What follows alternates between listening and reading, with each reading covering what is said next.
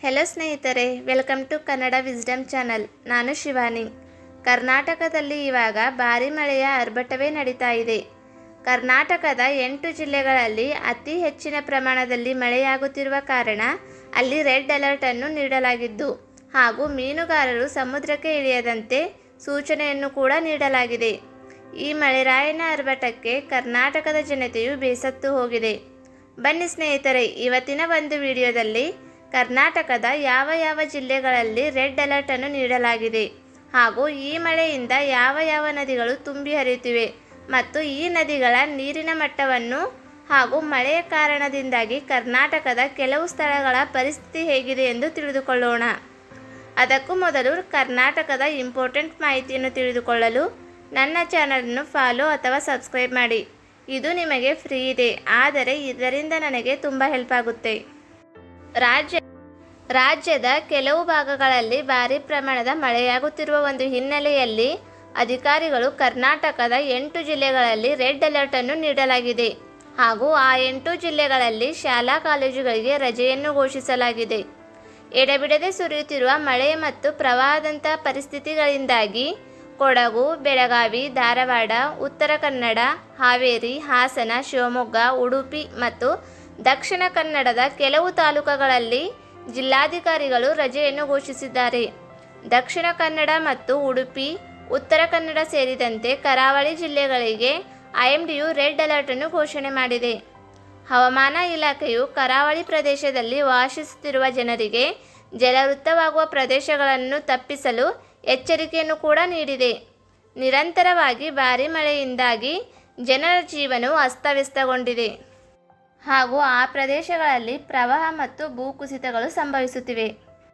ಕುಕ್ಕೆ ಸುಬ್ರಹ್ಮಣ್ಯ ದೇವಸ್ಥಾನದಲ್ಲಿ ಸ್ನಾನಘಟ್ಟಗಳು ಮುಳುಗಡೆಯಾಗಿದ್ದು ಈ ಮಳೆ ಕಡಿಮೆಯಾಗುವವರೆಗೂ ಭಕ್ತರನ್ನು ದೇವಸ್ಥಾನಕ್ಕೆ ಬರದಂತೆ ಸೂಚನೆಯನ್ನು ನೀಡಿದ್ದಾರೆ. ಇಷ್ಟೇ ಅಲ್ಲದೆ ಹೆಚ್ಚಿನ ಮಳೆಯಿಂದಾಗಿ ನೀರಿನ ಮಟ್ಟವು ಹೆಚ್ಚಾಗುತ್ತಿರುವ ಕಾರಣದಿಂದಾಗಿ ಚಿಕ್ಕಮಗಳೂರಿನಲ್ಲಿ ಕಲ್ಲೆತ್ತಗಿರಿ ಜಲಪಾತ ಪ್ರವಾಸಿಗರಿಗೆ ಮುಚ್ಚಲಾಗಿದೆ. ಹಾಸನದಲ್ಲಂತೂ ಮಳೆಯ ಆರ್ಭಟವು ಹೆಚ್ಚಾಗಿದ್ದು ಸೋಮವಾರಪೇಟೆ ಮತ್ತು ಮುಗಲಗಿರಿ ಸಂಪರ್ಕ ಕಲ್ಪಿಸುವ ಸೇತುವೆ ಮುಳುಗಿ ಹೋಗಿದೆ. ಅಷ್ಟೇ ಅಲ್ಲದೆ ಬೆಳಗಾವಿಯಲ್ಲೂ ಕೂಡ ಕಳೆದ 2 ದಿನಗಳಿಂದ ಸುರಿಯುತ್ತಿರುವ ಈ ಭಾರೀ ಮಳೆಯಿಂದಾಗಿ ಕನಿಷ್ಠ 5 ಸೇತುವೆಗಳು ಮುಳುಗಡೆಯಾಗಿವೆ. ಅಲ್ಲಿ ಚರಂಡಿ ನೀರು ತೆಗ್ಗು ಪ್ರದೇಶಗಳಿಗೆ ನುಗ್ಗಿದ್ದರಿಂದಾಗಿ ಹಲವು ಮನೆಗಳಿಗೆ ನೀರು ಹೋಗಿವೆ.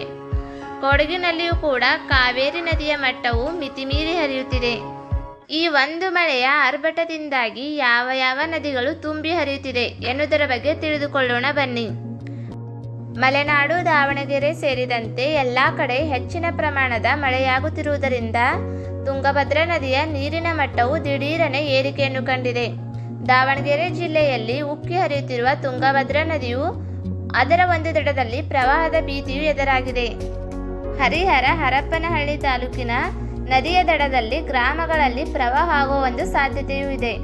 ತುಂಗಭದ್ರಾ ನದಿಯ ಡ್ಯಾಮಿನಿಂದ 57,000ಕ್ಕೂ ಅಧಿಕ ನೀರನ್ನು ಹೊರಬಿಡುವುದಾಗಿದೆ. ಆದರೆ ಈ ಪ್ರವಾಹವನ್ನು ತಡೆಯಲು ತಡೆಗೋಡೆಗಳ ನಿರ್ಮಾಣಕ್ಕೆ ಈಗಾಗಲೇ ಕೇಂದ್ರ ಮತ್ತು ರಾಜ್ಯ ಸರ್ಕಾರಕ್ಕೆ 450 ಕೋಟಿ ರೂಪಾಯಿಯ ಪ್ರಸ್ತಾವನೆಯನ್ನು ಸಲ್ಲಿಸಿದರೆ ಆದರೂ ಕೂಡ ಈ ಯೋಜನೆಯು ಕಾರ್ಯರೂಪಕ್ಕೆ ಬಂದಿಲ್ಲ. ಕೆಲವು ದಿನಗಳಿಂದ ಸುರಿಯುತ್ತಿರುವ ಮಳೆಯಿಂದಾಗಿ ದಕ್ಷಿಣ ಕನ್ನಡ ಜಿಲ್ಲೆಗಳಲ್ಲಿ ನೀರಿನ ಮಟ್ಟವು ಅಪಾಯದ ಮಟ್ಟಕ್ಕೆ ಏರಿಕೆಯಾಗಿದೆ. ಹಾಗೆಯೇ ನೇತ್ರಾವತಿ ನದಿಯು ಬಂಟ್ವಾಳದಲ್ಲಿ 7.2 ಮೀಟರ್ನಿಂದ 8.5 ಮೀಟರ್ಗೆ ಹೆಚ್ಚಾಗಿದೆ. ಉಪ್ಪಿನಂಗಡಿಯಲ್ಲಿ ಈ ನದಿಯ ಮಟ್ಟವು 28.3 ಮೀಟರ್ನಿಂದ 31.3 ಮೀಟರ್ಗೆ ಹೆಚ್ಚಾಗಿದೆ. ದಕ್ಷಿಣ ಕನ್ನಡ ಜಿಲ್ಲೆಯ ಎಲ್ಲ ತಾಲೂಕುಗಳಲ್ಲಿ ದಿನದ ಸರಾಸರಿ ಮಳೆಗಿಂತ 100% ಅಧಿಕವಾಗಿದೆ. ದಕ್ಷಿಣ ಕನ್ನಡ ಮತ್ತು ಉಡುಪಿಯು ಅವಳಿ ಜೋಳಿ ಎಂದು ಜಿಲ್ಲೆಗಳಿಗೆ ಹೆಸರುವಾಸಿಯಾಗಿವೆ. ಅಲ್ಲಿ ಹಲವಾರು ಭಾಗಗಳಲ್ಲಿ ಭಾರೀ ಪ್ರಮಾಣದ ಮಳೆಯಾಗಿದ್ದು ಕಳೆದ 2 ದಿನಗಳಿಂದ ಈ ಭಾಗದ ಹಲವು ದಿನಗಳಲ್ಲಿ ಕೆಲವು ಭಾಗಗಳಲ್ಲಿ ಭಾರೀ ಪ್ರಮಾಣದ ಮಳೆಯಾಗಿದೆ. ಈ ಒಂದು ಕಾರಣದಿಂದಾಗಿ ನದಿಯ ನೀರಿನ ಮಟ್ಟವು ಹೆಚ್ಚಾಗಿ ತಗ್ಗು ಪ್ರದೇಶಗಳು ಮುಳುಗಡೆಯಾಗಿವೆ. ನೇತ್ರಾವತಿ, ಫಲ್ಗುಣಿ ಮತ್ತು ದಕ್ಷಿಣ ಕನ್ನಡ ಜಿಲ್ಲೆಯ ಕೆಲವು ಕಡೆ ನೀರು ನಿಂತಿದ್ದು ನದಿ ತೀರದ ಸಮೀಪ ವಾಸಿಸುತ್ತಿರುವ ಜನರಿಗೆ ಅಪಾಯದ ಭೀತಿಯು ಎದುರಾಗಿದೆ. ತುಂಗಭದ್ರಾ ಮತ್ತು ಕೃಷ್ಣಾ ನದಿಗಳಲ್ಲಿ 1 ಲಕ್ಷಕ್ಕಿಂತ ಅಧಿಕ ಕ್ಯೂಸೆಕ್ ನೀರು ಹರಿತಾ ಇದೆ. KRS ಜಲಾಶಯಕ್ಕೆ 40,000 ಕ್ಯೂಸೆಕ್ ನೀರು ಹರಿದು ಬರ್ತಾ ಇದ್ದು, ಈ ಜಲಾಶಯದ ಮಟ್ಟವು 108 ಅಡಿ ಎತ್ತರವನ್ನು ತಲುಪಿದೆ. ಉತ್ತರ ಕನ್ನಡ ಮತ್ತು ಚಿಕ್ಕಮಗಳೂರು ಜಿಲ್ಲೆಗೆ ಬುಧವಾರದಂದು ರೆಡ್ ಅಲರ್ಟ್ ಅನ್ನು ನೀಡಲಾಗಿದ್ದು, ಕೊಡಗು, ದಕ್ಷಿಣ ಕನ್ನಡ, ಉಡುಪಿ, ಶಿವಮೊಗ್ಗ ಮತ್ತು ಬೆಳಗಾವಿ ಜಿಲ್ಲೆಗಳಿಗೆ ಆರೆಂಜ್ ಅಲರ್ಟ್ನಲ್ಲಿವೆ. ಗುಲ್ಬರ್ಗ ಸೇರಿದಂತೆ ಈ ಎಲ್ಲ ಜಿಲ್ಲೆಗಳು ಗುರುವಾರ ಕಿತ್ತಾಳೆ ಬಣ್ಣಕ್ಕೆ ತಿರುಗಲಿವೆ ಮತ್ತು ಉತ್ತರ ಕನ್ನಡ ಕಮಟಾ ತಾಲೂಕಿನ 2 ಕಡೆ ರಾಜ್ಯದಲ್ಲಿ ಅತಿ ಹೆಚ್ಚು ಮಳೆಯಾಗಿದ್ದು, ಹೆಗ್ಡೆ ಮತ್ತು ಕೊಡಕಣಿಯಲ್ಲಿ ಕ್ರಮವಾಗಿ 129 ಮತ್ತು 117 ಮಿಲಿಮೀಟರ್ ಹಾಗೂ ಕುಂದಾಪುರ ತಾಲೂಕಿನ ತರಗಸಿಯಲ್ಲಿ 112 ಮಿಲಿಮೀಟರ್ ಮಳೆಯಾಗಿದೆ. ಗೋದಾವರಿ ನದಿಯ ನೀರಿನ ಮಟ್ಟವು 49.10 ಅಡಿ ತಲುಪಿದೆ. ಕಬಿನಿ, ಹಾರಂಗಿ ಜಲಾಶಯಗಳು ಭರ್ತಿಯಾಗಿವೆ. ಆಲ್ಮಟ್ಟಿ, ಘಟಪ್ರಭಾ ಜಲಾಶಯಕ್ಕೆ ಕೂಡ ಭಾರೀ ಮಳೆಯ ಒಳಹರಿವು ಇದೆ. ಮಹಾರಾಷ್ಟ್ರದ ಪಶ್ಚಿಮ ಘಟ್ಟಗಳ ಪ್ರದೇಶಗಳಲ್ಲಿ ಭಾರೀ ಪ್ರಮಾಣದ ಮಳೆಯಾಗುತ್ತಿರುವ ಕಾರಣದಿಂದಾಗಿ ರಾಜ್ಯಕ್ಕೆ ಹೆಚ್ಚಿನ ನೀರು ಹರಿದು ಬರುತ್ತಿದೆ ಹಾಗೂ ಕೊಡಗು ಮತ್ತು ಕೇರಳದ ವೈನಾಡು ಪ್ರದೇಶಗಳಲ್ಲಿ ಹೆಚ್ಚಿನ ಪ್ರಮಾಣದ ಕಬಿನಿ ಮತ್ತು KRS ಜಲಾಶಯಗಳು ಹೆಚ್ಚಿನ ಪ್ರಮಾಣದಲ್ಲಿ ನೀರನ್ನು ಹೊರಬಿಡುವುದರಿಂದಾಗಿ ಗಗನಚುಕ್ಕಿ ಮತ್ತು ಬರಚುಕ್ಕಿ ಜಲಪಾತಗಳೆರಡೂ ಮಧುವಣಗಿತ್ತಿಯಂತೆ ಕಂಗೊಳಿಸುತ್ತಿವೆ. ಈ ಮಳೆಯಿಂದಾಗಿ ಜನರಿಗೆ ಮತ್ತು ರಾಜ್ಯಕ್ಕೆ ಯಾವ ಎಫೆಕ್ಟ್ಗಳು ಸಂಭವಿಸಿದವೆ ಎಂದು ತಿಳಿದುಕೊಳ್ಳೋಣ ಬನ್ನಿ. ಬೆಳಗಾವಿಯ ಖಾನಾಪುರದಲ್ಲಿ ಅತಿ ಹೆಚ್ಚಿನ ಮಳೆಯಿಂದಾಗಿ ಪ್ರಾರ್ಥನೆ ವೇಳೆ ಶಾಲಾ ಕೊಠಡಿಯ ಮೇಲ್ಛಾವಣಿ ಮತ್ತು ಗೋಡೆಗಳು ಕುಸಿದು ಬಿದ್ದಿವೆ ಹಾಗೂ ವಿಜಯನಗರ ಜಿಲ್ಲೆಯಲ್ಲಿ ಈ ಒಂದು ಮಳೆಗೆ 80ಕ್ಕೂ ಹೆಚ್ಚು ಮನೆಗಳು ಕುಸಿದಿದ್ದು, ನದಿಯಲ್ಲಿ ನೀರಿನ ಮಟ್ಟವು ಹೆಚ್ಚಾದ ಕಾರಣದಿಂದಾಗಿ 22 ಗ್ರಾಮದ ಜನರನ್ನು ಸ್ಥಳಾಂತರ ಮಾಡಲಾಗಿದೆ.